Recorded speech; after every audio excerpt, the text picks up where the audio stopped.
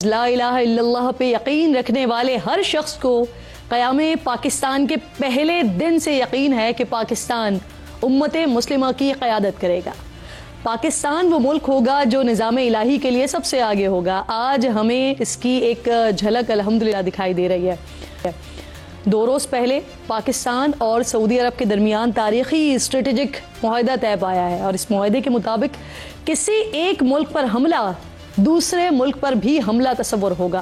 اس اہم معاہدے کے بعد پاکستان حرمین شریفین کے تحفظ میں سعودی عرب کا شراکت دار بن گیا ہے۔ مقدس مقامات کے دفاع میں پاکستان سعودی عرب کے شانہ بشانہ ہے۔ معاہدہ سعودی عرب سے ہوا ہے، لیکن مصر سے لے کر قطر تک ہر ملک خوش ہے۔ اس وقت تمام امت مسلمہ پاکستانی افواج پر انحصار کرتی دکھائی دے رہی ہیں۔ اب ناظرین، پاکستان کی ذمہ داری جو ہے نا وہ مزید بڑھ گئی ہے۔ فلسطین میں جو کچھ ہو رہا ہے، پاکستان کو اس کے خاتمے کے لیے آگے بڑھنا ہوگا۔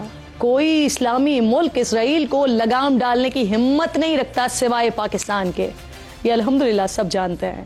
فیلڈ مارشل سید عاصم منیر نے حالیہ معاہدے کی کامیابی میں کلیدی کردار ادا کیا ہے، جو وزیر اعظم کے شانہ بشانہ اس اہم موقع پر سعودی عرب میں موجود تھے۔ اس معاہدے کی اہمیت کا اندازہ ناظرین اس بات سے بھی لگایا جا سکتا ہے، بخوبی لگایا جا سکتا ہے کہ سعودی وزیر دفاع شہزادہ خالد بن سلمان نے معاہدہ طے پانے کے بعد ایکس پر اردو، انگریزی اور عربی میں پوسٹ کیا کہ سعودیہ اور پاکستان جارے کے مقابل ایک ہی صف میں ہمیشہ اور ابد تک۔ آج وزیر دفاع خواجہ آصف نے بتایا ہے کہ پاک سعودی عرب دفاعی معاہدے کا دائرہ کار دوسرے ممالک تک بڑھے گا۔ ماہرین بھی یہ اندازہ لگا رہے ہیں کہ مستقبل میں اس معاہدے کے مغربی ایشیا اور جنوبی ایشیا پر بھی اثرات مرتب ہو سکتے ہیں۔ اس معاہدے نے بھارت کی نیندیں اڑا کر رکھ دی ہیں۔ بھارتی حکومت نے اپنے رد عمل میں کہا ہے کہ وہ معاہدے کا جائزہ لے رہے ہیں۔ BBC اردو کے مطابق سعودی عرب میں بھارت کے سابق سفیر کا کہنا ہے کہ اگر طویل مدت میں دیکھیں تو یہ معاہدہ بھارت کے لیے کسی بھی طرح اچھا نہیں ہے۔ یہ تاریخی موقع ہے ناظرین کہ جب قدرت کے نظام کے تحت پاکستان دنیا بھر میں سرخرو ہو رہا ہے، اور اس کے دشمن اور سازشیں کرنے والے دنیا بھر میں ذلیل و خوار اور سفارتی طور پر تنہا ہو رہے ہیں، چاہے وہ بھارت ہو یا پھر اسرائیل ہو۔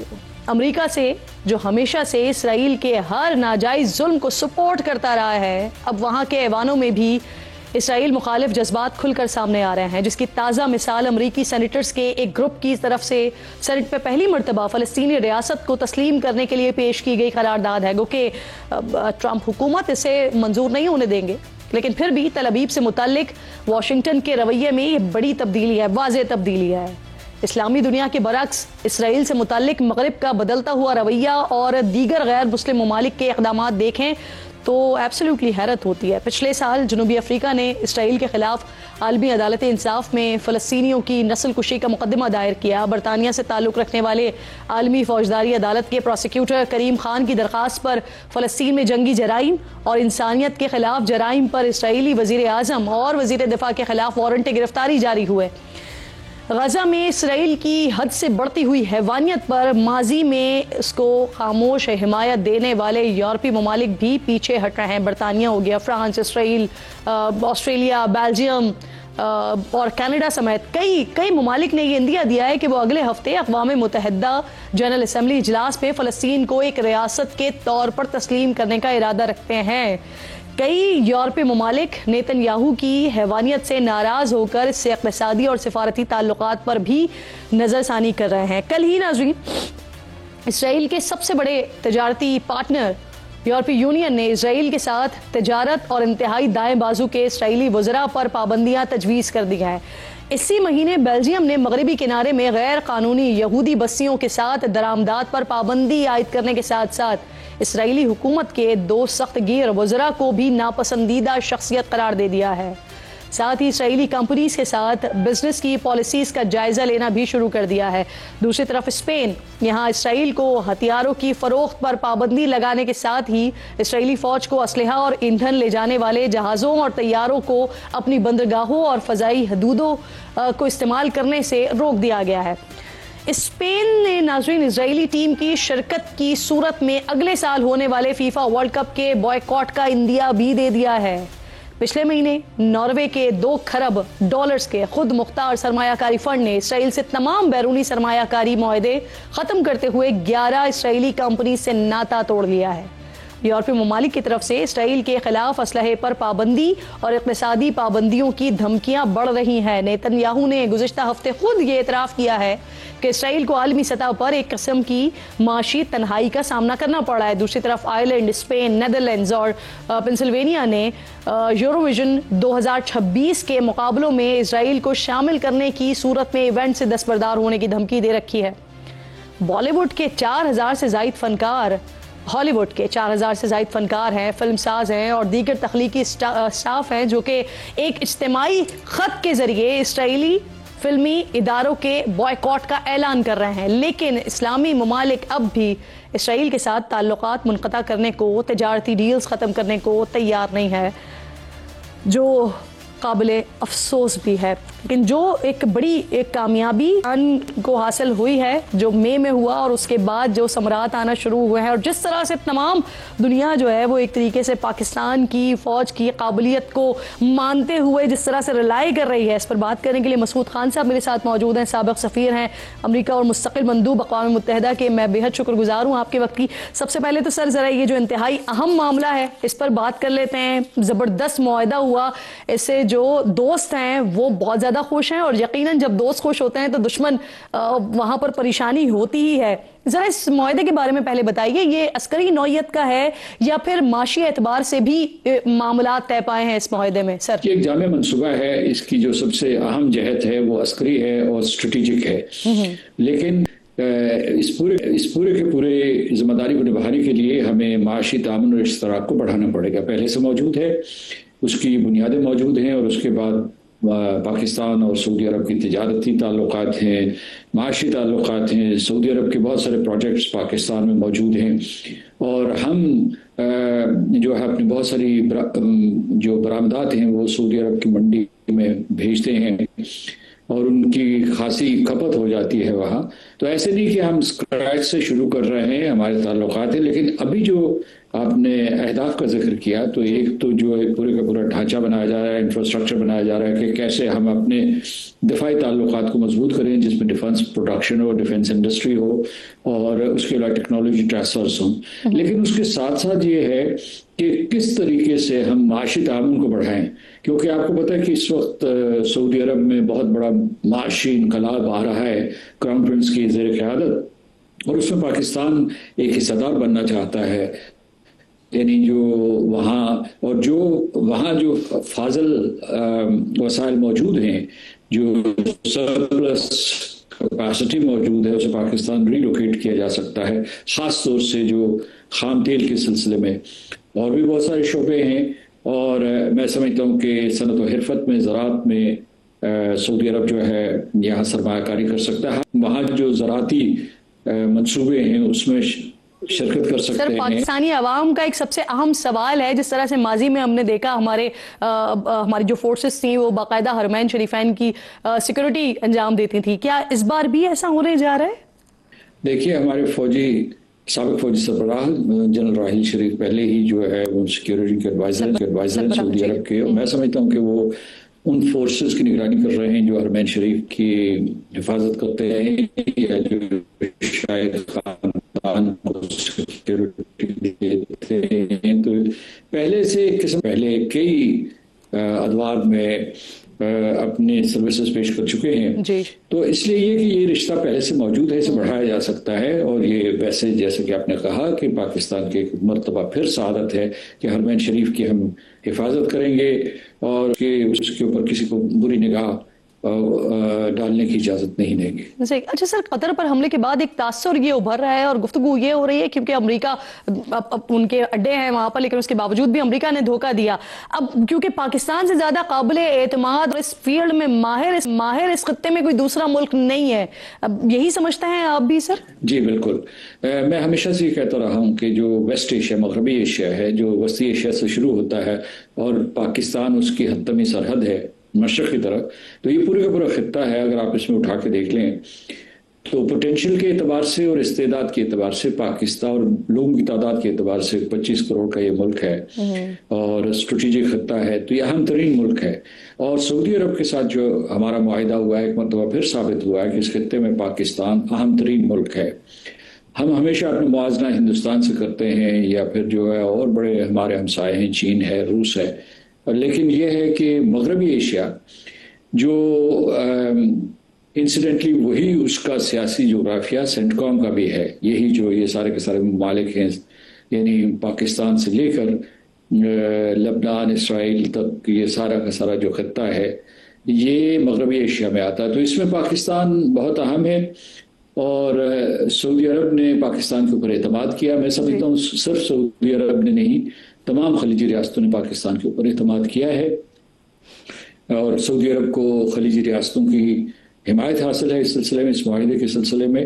اور امت مسلمہ جو اپنے آپ کو یتیم محسوس کرتی تھی، بے بس محسوس کرتی تھی کہ ہم اپنا دفاع نہیں کر سکتے، اس کی ایک اعتبار سے شروعات ہوئی ہے کہ اسرائیل جو ہے اس علاقے میں دندناتا کر رہا تھا، وہ اپنے آپ کو قانون سے بالاتر سمجھتا تھا. اسی طریقے سے ہندوستان ہمارے مشرق میں وہ یہ سمجھتا تھا کہ وہ جو بھی غیر قانونی قدم اٹھائے یا جس طریقے سے وہ بین الاقوامی قانون کی دھجیاں بکھیرے، جوابدہی نہیں ہو سکتی. تو اس مفروضے کو ہم غلط ثابت کر رہے ہیں دونوں مسعود صاحب. اسرائیل کی آپ بات کر رہے ہیں تو سر یہ گریٹر اسرائیل منصوبہ، اس پر کام ہو رہا ہے اور پھر کیا آنے والے دنوں میں ہم خطے میں تبدیلیاں دیکھیں گے؟ جی اتنی تیزی سے جاری ہے کہ اسے روکنا مشکل ہو رہا تھا اور اسرائیل نے اس پالیسی کو پایا تکمیل تک پہنچانے کے لیے امریکہ کی قیادت کو یرغمال بنایا ہوا ہے. یعنی مطلب یہ کہ اس میں صدر ٹرمپ کو بے بس کیا ہوا ہے، وجوہ معلوم نہیں ہے لیکن وہ 100% وزیر اعظم نتنیاہو کی حمایت کرتے ہیں. اسی طریقے سے کانگریس جو ہے انہوں نے کئی بندنوں میں جکڑی ہوئی ہے، تو اس وجہ سے اور پھر جو ہے کوئی کسی قسم کی جواب دہی نہیں ہے. انٹرنیشنل کرمنل کورٹ ہو، ICJ ہو یا اس کے علاوہ کوئی بھی ہو، کوئی جو قانون ہے ان کے اوپر اطلاق پذیر نہیں ہو رہا. مثال کے طور پر جینوسائڈ کنونشن ہو یا انٹرنیشنل ہیومینیٹیرین لا یا انٹرنیشنل لا ہو، universal declaration of human rights ہو، کوئی چیز ان کے اوپر نافذ نہیں کی جا رہی ہے. تو اور اس کے بعد انہوں نے ایک نیا سیاسی جغرافیہ دیا ہوا ہے. نتنیاہو، وزیر اعظم نتنیاہو نے نقشہ اقوام متحدہ میں دکھایا تھا اپنی تقریر کے آغاز سے پہلے، تو اس کے اوپر بہت تیزی سے وہ کام کر رہا ہے. اس کی جو سب سے نمایاں مظہر ہے وہ غزہ میں نسل کشی اور اس کے بعد تباہ کاری، انفراسٹرکچر کی تباہ کاری. اچھا سر، یہ جو سعودی عرب سے ہمارا معاہدہ ہوا ہے اس کے بارے میں فرمائیے گا. وزیر دفاع نے یا وزیر خارجہ نے تو اس ونڈو کو کلوز نہیں کیا، انہوں نے کہا کہ ہو سکتا ہے یہ ہو جائے. تو کیا سر دیگر ممالک کے ساتھ بھی پاکستان کا اس طرح کا کوئی معاہدہ ہو سکتا ہے؟ دیگر عرب ممالک کے ساتھ اسلامی تعاون تنظیم کے 57 ارکان ہیں اور اس کے بعد عرب لیگ ہے، پھر خلیجی ریاستیں، امیر کبیر ریاستیں ہیں، اور اس کے بعد وہاں کتنی چمک دمک ہے، کتنے ساری دنیا کی شاہراہ بنی ہوئی ہے اور منزل بھی بنی ہوئی ہے، لیکن اس کے باوجود اتنے بے بس تھے، اتنے ہاتھ بدے ہوئے تھے کہ کسی بھی صورت میں وہ اپنا دفاع نہیں کر سکتے. تو یہ دور اب تبدیل ہوگا. اس میں جو ممالک جو میرا خیال ہے کہ بہت کلیدی کردار ادا کر سکتے ہیں، خود خلیجی ریاستیں، ترکی اور مصر، میں ان کا بالخصوص نام لوں گا. اور بڑھتے بڑھتے جو ہے یہ جنوب مشرق ایشیا کی طرف جا سکتا ہے، جس میں 2 اہم ممالک ملیشیا اور انڈونیشیا ہے، اور بنگلہ دیش بھی اس میں بھی کسی وقت شامل ہو سکتا ہے. لیکن عرب ممالک جو ہے سب سے پہلے اس میں داخل ہونا چاہیں گے اس قسم کے کسی ارینجمنٹ میں. یہ نیٹو سے ملتی جلتی ہے، لیکن یہ یاد رکھیے گا کہ چونکہ اس کی جو بھی ہم نے یہ فیصلہ کیا ہے اس کا ہندوستان میں بڑا شدید رد عمل ہے. اسرائیل میں یقیناً سوچ بچار ہو رہی ہوئی، واشنگٹن میں بھی جو ہے قسم کا لاحق ہوگی. تو اس لیے اس کی مزاحمت ہوگی، اس کے لیے بھی ہمیں تیاری کرنی چاہیے. ایگزیکٹلی میں اسی سوال پر آنے والی تھی سر کہ اس معاہدے کا افغانستان اور بھارت ان پر کیا اثر ہوگا، اور سعودی عرب کیا اثر پاکستان کے حق میں ان ملکوں پر اپنا اثر و رسوخ استعمال کرے گا؟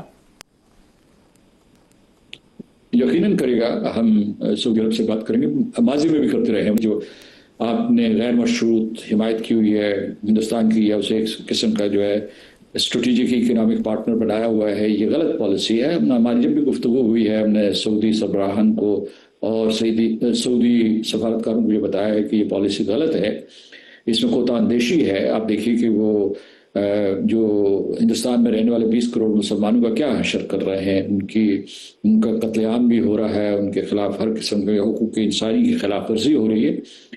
تو یہ ہمارے ٹاکنگ پوائنٹس جو ہیں سعودی عرب کے ساتھ رہیں گے، ہم ان کے اثر و رسوخ کو استعمال کریں گے بھارت کو راہ راست پہ لانے کے لیے. لیکن اس سے بڑھ کر میں یہ سمجھتا ہوں کہ یہ جو ہم نے معاہدہ کیا ہے، بھارت 100 مرتبہ سوچے گا کہ اب ان بدلے ہوئے حالات میں کہ پاکستان کے اوپر جھوٹی بنیاد کے اوپر، جھوٹے بیانیے کے اوپر ایک حملہ کرے یا جہریت کرے. سر دوسری طرف عرب اسلامی ہنگامی اجلاس ہوا اور اس کے بعد اسرائیل کے خلاف ہم نے دیکھا صرف مذمتی بیان سامنے آیا. قطر نے انٹرنیشنل کورٹ آف جسٹس جانے کا اعلان کیا. تو کیا یہ طے پا گیا ہے کہ عملی طور پر قطر کی جانب سے کوئی مزاحمت یا اسرائیل کو کوئی جواب نہیں دیا جائے گا؟ دیکھیے جو اتنی خلیجی ریاستیں ہیں ان میں سوچ بچار ہو رہی ہے کہ وہ ایک ڈیفنس میکانزم بنانا چاہتے ہیں. انٹیلیجنس کوآپریشن ہوگی، ملٹری ٹو ملٹری کوآپریشن ہوگی. یہ مطلب اس کے اوپر سوچ بچار ہے، اس کو کب وہ عملی جامہ پہناتے ہیں، اور باقاعدہ وہ چاہتے ہیں کہ مشترکہ کمانڈ اینڈ کنٹرول ہو. پھر اسے جو ہے سعودی پاکستان معاہدے کے ساتھ بھی منسلک کیا جا سکتا ہے. یہ ان کی ایک پرانی تجویز تھی، لیکن قطر کے اوپر حملے کے بعد اسے عملی جامہ پہنانے کی کوشش کی جا رہی ہے. اس میں آپ کو بتاؤں کہ جب قطر کے اوپر حملہ ہوا تھا تو اس وقت جو 2 تقاریر ہوئی، مطلب تقاریر ایک تو رد عمل تھا جو قطر کے وزیر اعظم نے دیا تھا دوحہ میں، اور دوسرا جو اقوام متحدہ میں انہوں نے بیان دیا تھا، اس میں یہ کہا تھا کہ ہم نے ابھی تک کوئی اس قسم کی جو ہے راستے اختیار نہیں کیے جس سے اسرائیل تنگ ہوتا. خاص طور سے انہوں نے قانونی راستے کا ذکر کیا تھا. تو اب جو آپ کے پاس قانونی پاتھ ویز ہیں آپ ان کو بھی استعمال کرنے کی کوشش کریں گے، اور میرا خیال ہے کہ اس میں جو راستے ہیں پیش ہوں گی. پہلے صرف ساؤتھ افریقہ نے یہ راستہ اختیار کیا. اچھا سر، یہ دس از 6th ٹائم امریکہ نے 6ٹھی بار ویٹو کیا ہے جنگ بندی کی قرارداد کو. ایک طرف عالمی میڈیا کو ہم دیکھتے ہیں وہاں خبریں دی جاتی ہیں کہ ٹرمپ صاحب جی نیتن یاہو سے ناراض ہوئے ہیں، کیوں ناراض ہوئے ہیں، کو طاقت کا استعمال کر رہے ہیں وہاں پر، لیکن دوسری طرف جنگ بندی ہونے بھی نہیں دیتے. کہ کیسا دوغلا معیار ہے، کیسا دوہرا معیار ہے ان کا؟ دیکھیے اب پچھلے دنوں جو ہے ایک اوپینین پول ہوا جس کے مطابق جو ہے وزیر اعظم نیتن یاہو کو صرف 9% ڈیموکریٹس پسند کرتے ہیں، لیکن 2/3 ریپبلکنز پسند کرتے ہیں. اور اس میں ایونجلسٹ کا بھی ایک رول ہے جو امریکہ میں جن کا بڑا اثر و رسوخ ہے، ان کی بات لوگ سنتے ہیں. میں کرسچنس کی بات کر رہا ہوں. تو اور جو ان کی میگا بیس جو ہے ہوایور جو صدر ٹرمپ کی میگا بیس ہے، انہوں نے سوال اٹھائے ہیں کہ بھئی یہ کیا ہے کہ اسرائیل ہمیں حکم دیتا ہے، اس نے ہماری کانگریس کو یرغمال بنایا ہوا ہے، اور اس کے بعد حکم دیتا ہے کہ بھئی وہاں حملہ کر دو، وہاں حملہ کر دو، ہمارا جو ہے خون اور پیسہ ضائع ہوتا ہے. تو دوسری یہ ہے کہ لیکن جو اسرائیلی انفلوئنس ہے وہاں، میں واشنگٹن میں گزشتہ برس تک میں پاکستان کا سفیر تھا وہاں، تو وہ قابل دید ہے جو ان کا اثر و رسوخ ہے وہاں، کہ اس میں یہ انہوں نے برس کے شم سے کام کیا ہوا ہے. تو وہاں جو ہے ایسے محسوس ہوتا ہے بعض اوقات کہ جو امریکہ اسرائیل پہ نہیں بلکہ اسرائیل امریکہ کے اوپر حاوی ہے. تو اس وجہ سے بعض صورتوں میں ان کی جو آئیڈیولوجیکل افینٹی ہے اس کی وجہ سے، اور اکثر اوقات جو ہے امریکہ جو ہے وہ یعنی یہ مشرق وسطیٰ کو کنٹرول کرنے کے لیے اسرائیل کی تمام پالیسیوں کو، تمام زیادتیوں کی حمایت کرتا ہے. اچھا سر، ایک اور سلسلہ یہ بھی ہے کہ دنیا کے کئی ممالک ہیں جنہوں نے آنے والے دنوں میں فلسطینی ریاست کو تسلیم کرنے کا اعلان کیا ہوا ہے. دوسری طرف ہم امریکہ میں بھی پالیسی شفٹ دیکھ رہے ہیں کہ وہاں پر امریکی سینیٹرز نے فلسطینی ریاست کے لیے قرارداد پیش کی ہے. گو کہ جو امریکی حکومت ہے ٹرمپ کی، وہ اسے منظور ہونے نہیں دیں گے، لیکن پھر بھی چینج تو ہے نا سر. وزیر اعظم کیئر سٹارمر یا پریزیڈنٹ میکرون یا کینیڈا نے جو بھی اعلانات کیے ہیں فلسطین کو تسلیم کرنے کے سلسلے میں اس میں میرا خیال ہے کہ وہ اس سلسلے میں بہت زیادہ مخلص نہیں ہیں. وہ علامتی طور پر یہ اعلانات کر رہے ہیں. اسرائیل ان کی بات سن نہیں رہا تھا. امریکہ ان کے ان فیصلوں سے ناراض تھا یا اسے مطلب اس نے امریکہ نے اپنی ناگواری کا اظہار کیا ہے.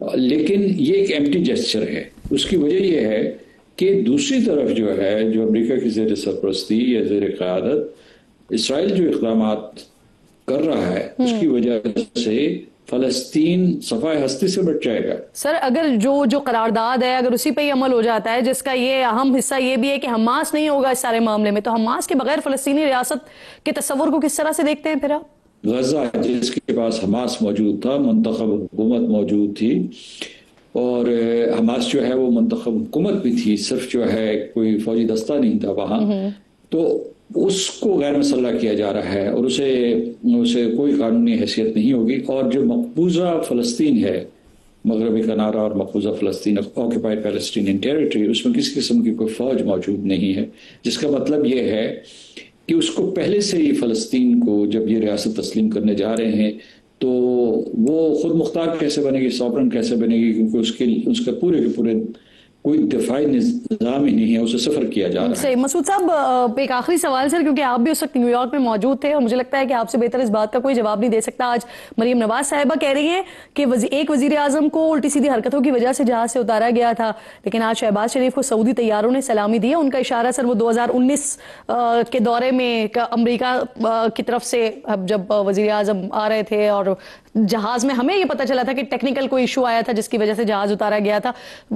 ٹیکنیکل مسئلہ ہی تھا سر یا جو مریم صاحبہ کہہ رہی ہیں وہ تھا؟ میں بھی اس وقت 2019 میں نیو یارک میں تھے آپ موجود تھا، تو ٹیکنیکل خرابی وجہ بتائی گئی تھی، اس میں بہت کیا سارائی ہوئی تھی، لیکن کوئی کسی قسم کی کوئی چیز ثابت نہیں ہو سکی. اور اس وقت جو ہے یعنی کم از کم جو نیو یارک کی حد تک، جو دورہ نیو یارک کی حد تک کوئی اس قسم کا کوئی بہت وسیع اختلافات تھے. اختلافات کو جو ان کے مختلف پس منظر تھا، کیونکہ پاکستان اور ترکی یہ مل کر اور ملیشیا ایک الگ جو ہے بلاک بنانا چاہتے تھے اور اس کے دائرہ کار کو اسلامی تعاون تنظیم کے دائرہ کار کو ذرا وسیع کرنا چاہتے تھے. ٹھیک ہے، آپ واضح طور پہ کہہ رہے ہیں کہ وہ ٹیکنیکل ایشو ہی تھا، کوئی اور مسئلہ نہیں تھا. بہت بہت شکریہ آپ کا. مسعود صاحب پروگرام میں ساتھ موجود تھے، انتہائی اہم گفتگو ہو رہی تھی.